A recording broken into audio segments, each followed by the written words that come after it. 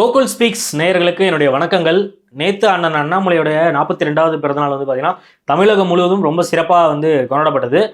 நேத்தே ஒரு அணில் கூட்டம் ஸ்டார்ட் பண்ணிடுச்சு. அவங்களுடைய ஆபாச பேச்சையும் அந்த வல்கரான வார்த்தைகளையும் நேத்தே ஆரம்பிச்சிட்டானுங்க. அண்ணாமலை அண்ணன் இன்னும் பிஜேபியை விட்டு வெளியே வரதா நியூஸ் இன்னும் வரல. இப்போ காலையில் பேசிட்டு இருக்கேன். இன்னைக்கு மதியம் 12 மணிக்கு அவர் பேச போறதா சொல்லியிருக்காரு. அப்படி சொல்லாத இந்த சூழல்ல பார்த்தீங்கன்னா இந்த அணில் கூட்டம் இப்பவே ஸ்டார்ட் பண்ணிடுச்சு.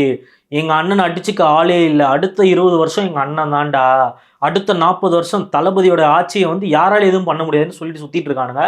நான் நல்லா சொல்றேன், அண்ணன் அண்ணாமலை அவர்கள் கட்சி ஆரம்பிச்சாருன்னு வச்சுக்கோங்களேன், உங்க அண்ணன் ஒரு பின்னாடி ஒரு போஸ்ட்டுக்கு பின்னாடி ஒளிஞ்சிருக்காரு பாத்தியா, அண்ணன் அப்படி இப்படின்ட்டு அதை அடிச்சு கிழிக்கிறது எங்க அண்ணன் அண்ணாமலையா தான் இருக்கும்.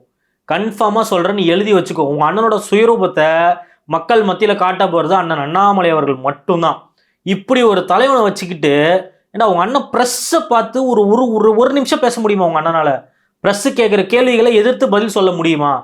முடியாது. வக்கு இல்லை, ஓடுறது. ப்ரெஸ்ஸை பார்த்தாலே ஓடுறது. கல்ட்டு இல்லை அவர் ப்ரெஸ்ஸை பார்த்து பேச மாட்டார். தமிழகத்தினுடைய ஒரு சிஎம் தமிழ்நாட்டு மக்களுக்கு எவ்வளோ கோரிக்கைகள் இருக்கு. இன்னைக்கு மக்கள் ரோட்ல போராடிட்டு இருக்காங்க. திருச்சியில செவிலியர்கள் போராடுறாங்க. எதை பற்றியும் கவலை இல்லை. அண்ணன் என்ன அழகா இருக்கார்ல, அந்த கோட்டு பார்த்தீங்களா? அண்ணனோட கோட் காம்போ நம்ம ஒன்று வாங்கணும். என்ன மாதிரி இப்போ அண்ணனோட பியடை பாருங்களேன், அண்ணனோட மூக்கை பாருங்களேன், அவனோட காது பாருங்களேன், இப்படி 2 பக்கம் வளைஞ்சிருக்கு. ஏன் உங்க அண்ணனுக்கு உங்க வாயில் நல்லா வருது, உங்க அண்ணனுக்கு சொட்டை இருக்குதுடா, உங்க அண்ணன் விக்கு வச்சுட்டு சுத்துறாரா? ஏன்டா அதை ஏத்துக்க மாட்டீங்க? உண்மையை ஏத்துக்கோங்கடா. இதோ ரஜினி போய் கலாய்க்கிறது, அவரு அப்படி, அவருக்கு சொட்டை தலைன்னு. உங்க அண்ணனுக்கே சொட்டை தான்டா, விக்கு இல்லாம உங்க அண்ணன் வெளியே வர சொல்றா பார்க்கலாம். ஏண்டா நான் கேட்கறேன், மற்ற கட்சி தலைவர்களை ஒருமையில பேசுறது, கட்சியே ஆரம்பிக்கல எங்க அண்ணா அண்ணாமலை, அதுக்குள்ள அவரை நீங்க நோன்றீங்கன்னா, டே அணில இன்னும் அவர் கட்சி ஆரம்பிக்கிறேன்னு சொல்ல, நாளைக்கு அதாவது இன்னைக்கு மதியம் அவர் இயக்கம் ஆரம்பிக்கிறேன்னு சொன்னாலே அடுத்த நோட்டே நீங்க காலிடா. எழுதி வச்சுக்கோங்கடா. நீங்க பண்ணக்கூடிய ஊழல்ல இருந்து நீங்க என்னென்னலாம் திருட்டுத்தனம் பண்ணி ஆட்சியை பிடிச்சிங்களோ அது எல்லாமே தோல் உரிச்சு காட்ட போறாரு எங்க அண்ணன். நீ எழுதி வச்சுக்கோ. அது எப்படி ஓட்டுக்கு காசே கொடுக்கலையா? இன்னைக்கு சேலத்துல அண்ணனோட கட்சியில நின்ன ஆளு ஓட்டுக்கு 2000 கொடுத்துருக்காரு. வீடியோ இருக்குது, நான் சொல்ல. அவனே வாக்குறுதி கொடுக்குறான், மீட்டிங்ல சொல்றான் 2000 கொடுத்ததுனாலதான் நம்ம தோந்துட்டோம் அப்படின்னு. வெக்கமா இல்லையா? பொய் சொல்றீங்களே. அந்த ஆள் என்ன சொன்ன? காசு கொடுத்து ஓட்டு வாங்கறத உடைச்சிருக்கிறோம். ஏன் என்ன சொன்ன? 100% அமௌண்ட் கொடுத்தாரு. 2000 அமௌண்ட் கொடுத்தாரு.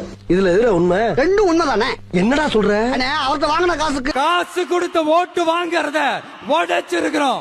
உங்ககிட்ட வாங்கின காசுக்கு 2000 அமௌண்ட் கொடுத்தாரு. ஆக மொத்தம் 2 குத்துனே. ஓட்டு காசு கொடுத்தீங்களா? எங்க காசு கொடுக்காம இருந்தீங்க? வெக்கமா இல்ல? 2000 கொடுத்துருக்கீங்க. நேத்தெல்லாம் பாத்தீங்கன்னா ஒரு 14 வயசு பொண்ணை கேப்ல ஏத்தி அந்த பொண்ணுக்கு மதுவை கொடுத்து அந்த பொண்ணை சீரழிச்சிருக்கான் ஒருத்தன். எங்க போனார் உங்க அண்ணன்? கோட்டு சுட்டு போட்ட கோமாளி உங்க அண்ணன் எங்க போனாருன்னு நான் கேட்கிறேன். கோட்டு சுட்டு போட்டா முக்கியம் இல்லை தம்பி, அதுக்கான வேலைகளை பண்ணும். சரியா? உங்க அண்ணனுக்கு பெண்களுக்கு பாதுகாப்பு கொடுக்குறேன்னு சொல்லிட்டு தான் ஆட்சிக்கு வந்தார். நானும் தினம் தலையே அடிச்சுக்கிறேன். பாரு, நேத்து ஒரு பொண்ணு, இன்னைக்கு இன்னும் நியூஸ் வரல, இப்போ விடிஞ்சிருச்சு, வரும் இன்னும் கொஞ்சம் நேரத்தில். இன்னைக்கு எதனா ஒரு பொண்ணுக்கு பாதுகாப்பு இல்லைன்ட்டு இந்த லட்சணத்துல ஆட்சி நடத்திக்கிட்டு அண்ணன் அழகா இருக்காரு, அண்ணன் வாவுன்றீங்களே உங்க அண்ணனுக்கு. யாரன்னா உங்க அண்ணனை எதிர்த்து கேள்வி கேட்டா போதும் ஆபாசம். எங்களுக்கு பேச தெரியாதாடா? இல்லை கேட்குறேன், எங்களுக்கு பேச தெரியாதா? எங்களுக்கு கெட்ட வார்த்தையா பேச தெரியாதா? உங்களுக்கு மட்டும் தான் பேச தெரியுமா? எல்லாம் ஸ்கூல் படிச்சுக்கிட்டு காலேஜ் படிச்சுக்கிட்டு படிங்கடா. உங்க அண்ணன் அவர் பையனுக்கு கோடியே சேர்த்து வச்சிருக்காரு. உனக்கு உங்க அப்பா அம்மா ஃபீஸ் கட்டினாதான் நீ காலேஜுக்கு போக முடியும், படிக்க முடியும். அதை விட்டு அண்ணனுக்கு போஸ்ட் ஓட்டுறேன், அண்ணனுக்கு அதை பண்றேன் இதை பண்றேன்னா வாழ்க்கையில் நீ முற்படவே மாட்டேன். உங்க அண்ணன் எங்கேயோ உட்காந்துட்டு எங்கேயோ யாரு கூட சுத்திட்டு இருக்காரு. ஆனா நீ என்ன பண்ற? வரவன் போறவன் எல்லாருக்கிட்டையும் நாய் வாய் வைக்கிற மாதிரி சண்டை வலிச்சிட்டு இருக்க. ஒருத்தரை விட்டு வைக்க கிடையாது. கலைஞருக்கு பர்த்டே 3ஆம் தேதி. இப்போ என்ன? இப்போ கலைஞர் தான் இல்லை, இப்போ இறந்துட்டாரு. கலைஞர் ஆமா திருட்டு ரயில் ஏறி தான் கலைஞர் வந்தாரு. கலைஞர் ஊழல் பண்ணாரு.